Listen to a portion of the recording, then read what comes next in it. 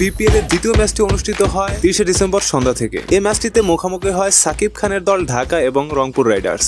ঢাকা টসে জিতে বোলিং এর সিদ্ধান্ত নেওয়াটাই স্বাভাবিক। আমি হলে আমিও নিতাম, আপনি হলে আপনিও নিতেন, কারণ এটা মিরপুরের মাঠ। তো রংপুর রাইডার্স প্রথমে ব্যাটিং করতে নেমে ভালোই খেলছিল, বলতে হয় যে সবচেয়ে ভালো খেলছিল টেলর। 6 বলে 14 রান করছিল, মোস্তাফিজুর রহমান তাকেই আউট করে দেয় এলবিডব্লিউ। তো ঢাকার 20 রানের মাথায় প্রথম উইকেটের পতন ঘটে। এরপর 20 রানের মাথায় অ্যালেক্স হেলসকে আলাউদ্দিন বোল্ড করে দেয়। তিনি ফিরে যান 6 বলে 5 রান করে। এরপর ঢাকার হয়ে সাইফ এবং ইফতেখার খুবই ভালো খেলতে থাকে, কিন্তু 109 রানের মাথায় এর পরের উইকেটের পতন ঘটে। 33 বলে 40 রান করে ফিরে যায় সাইফ হাসান। ততক্ষণে ওভার সংখ্যা 13.4। এরপর 132 রানের মাথায় পরের উইকেটের পতন ঘটে। ইফতেখার 38 বলে 49 রান করে ক্যাচ আউট হয়, তাও আবার সেই আলাউদ্দিনের হাতেই। এরপর রংপুরের পরের উইকেটের পতন ঘটে নুরুল হাসান সোহান। 11 বলে 25 রান করে ফিরে যায় 173 রান যখন, এবং 5 উইকেটের পতন। সোহান ধরা খায় মোস্তাফিজের হাতে ক্যাচ আউট।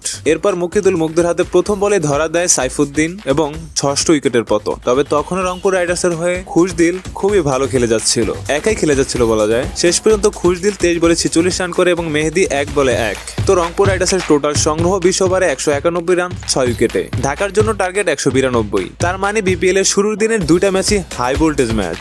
পারবে কি সাকিব খানের দল?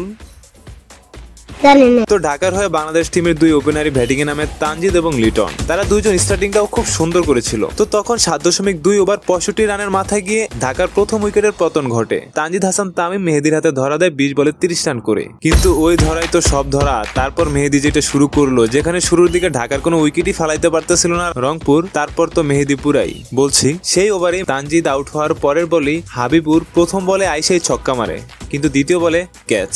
মেহেদি দুইটারে ফালাই দিল। তারপর 73 রানের মাথায় তৃতীয় উইকেটের পতন। লিটন আউট 26 বলে 31 রান করে, তাও আবার মেহেদির হাতেই ধরা। ওই ওভারেরই পঞ্চম বলে ফারমানুল্লাহ আউট, মেহেদির হাতে ধরা। 75 রানের মাথায় 4 উইকেট।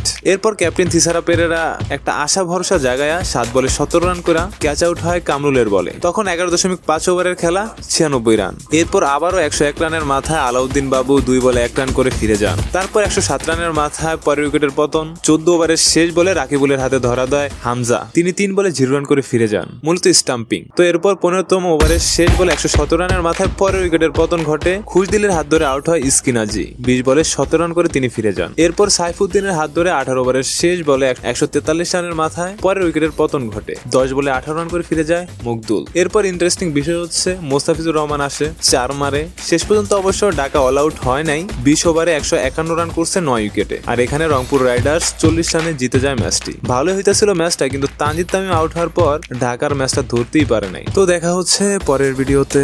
আশা করি ভালো থাকবেন। ততক্ষণ ভালো থাকেন আর না থাকেন লাইক সাবস্ক্রাইব করে রাখেন।